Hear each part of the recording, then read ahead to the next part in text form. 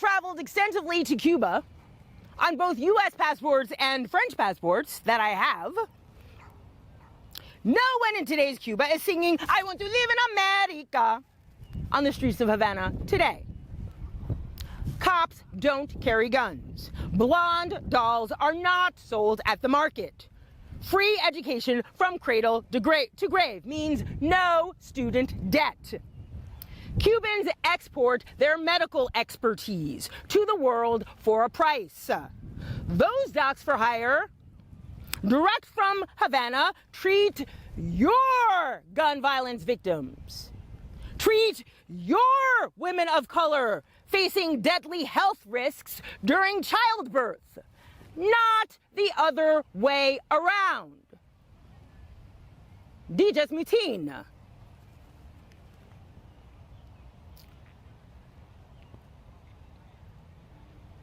Other issues I have with the film.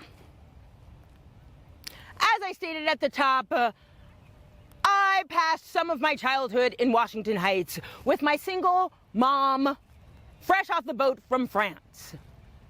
I lived on Cabrini Boulevard. I went to Quo Vadis. I went to PS 173 up until the 3rd grade. Another misleading part of the story is that Vanessa is trying to get an apartment downtown. She's so tired of living in Washington Heights, she doesn't want to live downtown anymore. So what does she do? She goes through a realtor and she gets rejected, and she's really bummed, and she's claiming racism, all this kind of shit. Anybody who would really have lived in Washington Heights, as long as the characters in the film claim to have done, would know how to completely bypass realtors to live downtown. I lived in Soho for 6 years, never used a realtor for that apartment I had on Thompson Street. I've lived in Chelsea, years on end, never used a realtor to get that apartment. The only time I ever used a realtor was when I was a low-level music executive and moved to Brooklyn Heights. On Montague Street, a studio apartment that cost me $1,000 a month that year. That was the only time I've ever used a realtor. There are so many other ways to get around using a realtor, especially if you've actually lived in New York City, as long as the characters in the film claim to have done. Just saying. I took flamenco lessons, as I've mentioned, at Quo Vadis. Attended PS 173 until the 3rd grade. I was the only girl whose mom did not allow her to wear child-sized stilettos.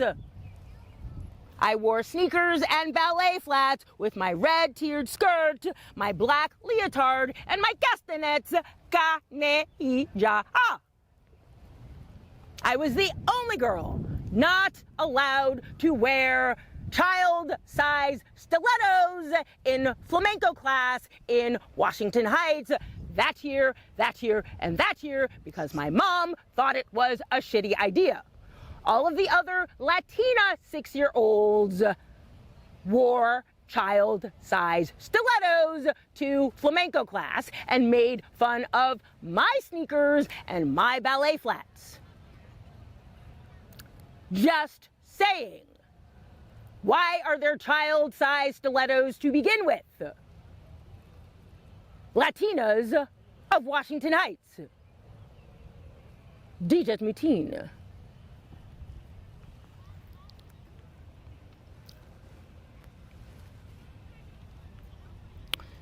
Here's something I will say. Standout performances, 1, 2, 3, go. Corey Hawkins is Benny. Total scene stealer. Totally shows off his range. He is the one to watch in that film. Total scene stealer, up and down, range like you can't believe. Corey Hawkins is Benny.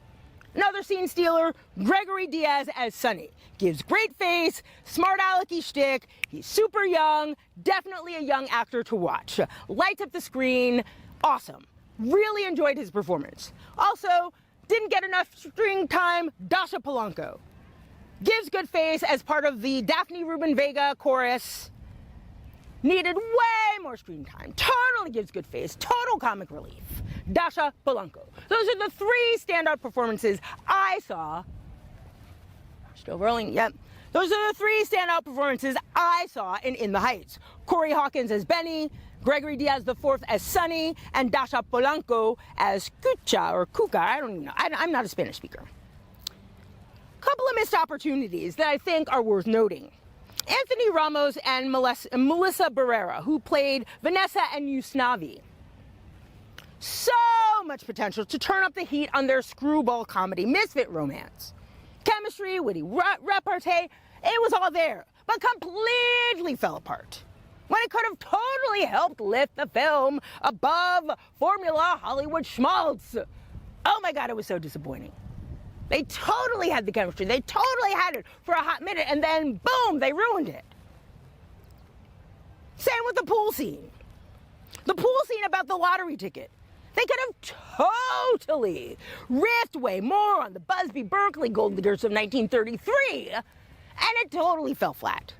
Totally fell flat. Another missed opportunity to really elevate it above Hollywood schmaltz. Also, the whole part where one of the kids applies for a green card and it's like scolded by the family friend. Oh, that'll never happen for you. What are you thinking? The kid is like under 18. I became a U.S. citizen after living in the United States as an undocumented U.S. citizen from France for like the first 10 years of my life in New York City.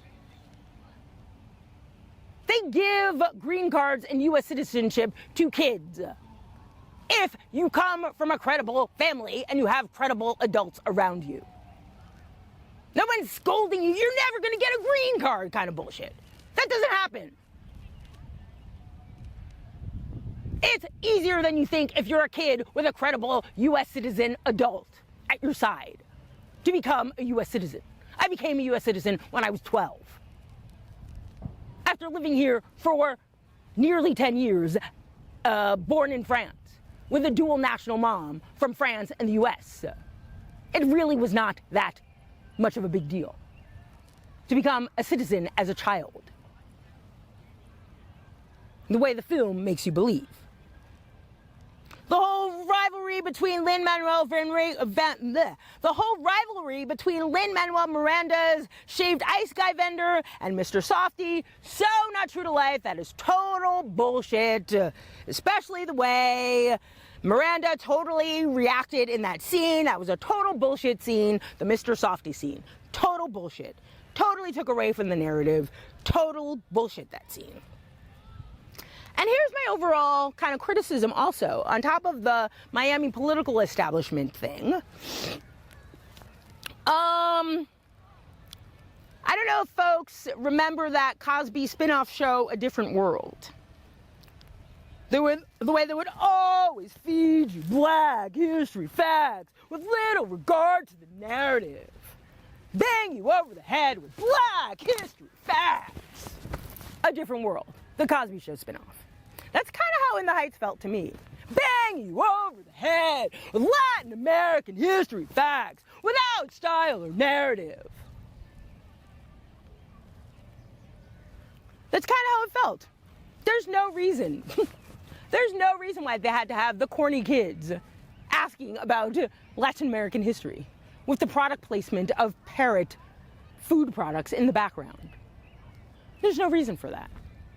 There's no reason for them to have a 2-box of murals with all of the Latinx, heroes and heroines of the day as a 2-box. There are stylistic choices you can make to convey that message way more effectively than the hit them over the head, A Different World style, a la Cosby Show spinoff. So many better ways to pull that off, and they failed. Speaking of directorial failure, where are all my Spanish and Latinx auteur directors? Why was John Chu selected? What? Lin-Manuel Miranda can't direct his own story? Was Pedro Almodovar not available? Guillermo del Toro non plus? Alfonso Cuarón?